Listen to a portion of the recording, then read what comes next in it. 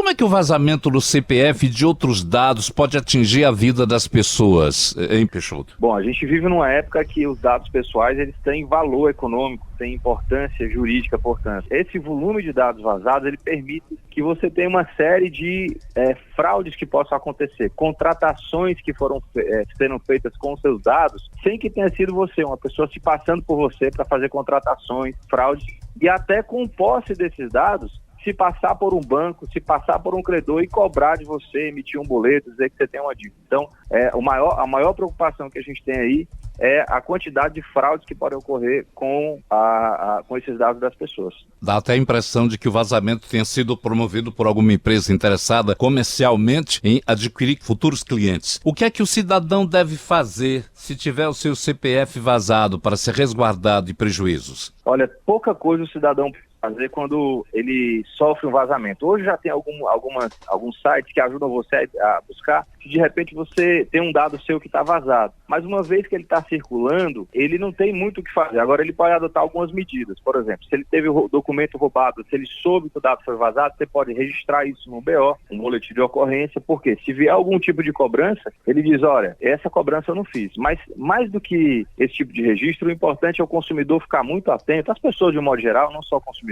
a algum tipo de cobrança que venha. Então, se a pessoa vem com uma cobrança de uma dívida que você não reconhece, você diz, olha, eu não fiz essa assinatura de telefonia. Me mande o contrato que foi feito, me mande os documentos que foram utilizados. Aí você vai poder demonstrar, a assinatura não é minha, eu não fiz essa contratação, eu não moro na residência. Então, é importante que as pessoas fiquem atentas a essas cobranças que podem vir, contratações fraudulentas, e busquem o máximo de informação quando você souber já que é vítima desse tipo de ação. Existe alguma forma de consultar se a gente tem algo irregular com o seu CPF? É possível se descobrir quem nos vazou? É difícil, né? É muito difícil. Oficialmente não tem, né, essa questão de vazamento de dados. Sempre houve, mas agora é que está havendo mais visibilidade. Então a gente não tem oficialmente uma forma de consultar. Você vai saber que aconteceu isso quando você já for a vítima de algum tipo de fraude, porque esses dados às vezes são vendidos aí, chama na Deep Web, às vezes são nas feiras, né?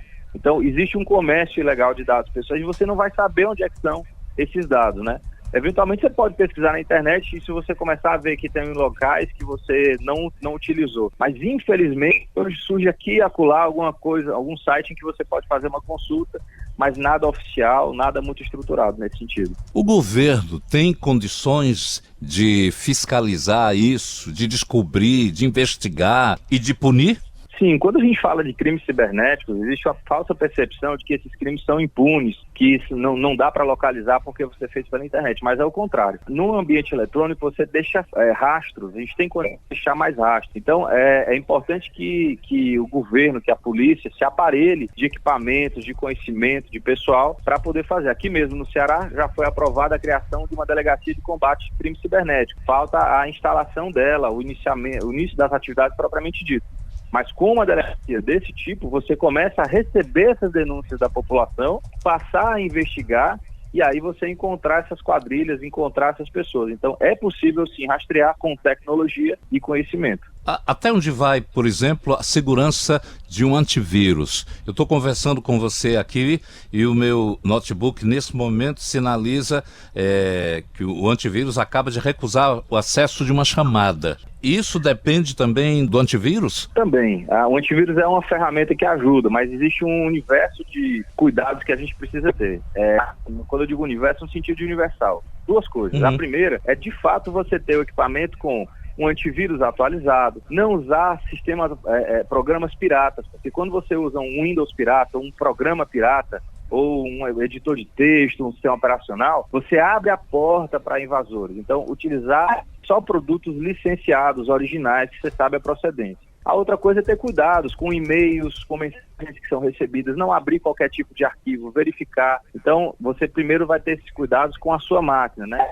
Por exemplo, se tem um cadastro para um Pix ou uma promoção, ao invés de cadastrar no link, vai no site do seu banco e faz dentro da aplicação e não nos links que mandam. Né? Esse é um cuidado. O outro é a nossa cultura de segurança. Né? A gente, quando anda na rua, a gente tem o cuidado de não expor um relógio, de guardar bem o celular, de olhar bem para os lados, de evitar locais perigosos. Mas a gente precisa ter esse mesmo cuidado com a segurança da informação na internet. Ou seja, não fornecer dados para as pessoas que você não conhece. Às vezes uma pessoa se passa para alguém que tem uma promoção, manda o seu CPF, manda o endereço que a gente vai mandar uma promoção. Então a gente ter esse cuidado com o envio de dados, com os links que a gente abre, sempre desconfiar. Acho que sempre desconfiar. Se você não tem uma boa informação, você pode procurar algum amigo, algum colega que lhe ajude a tirar aquela dúvida. Então desconfiar sempre ajuda muito para você se proteger.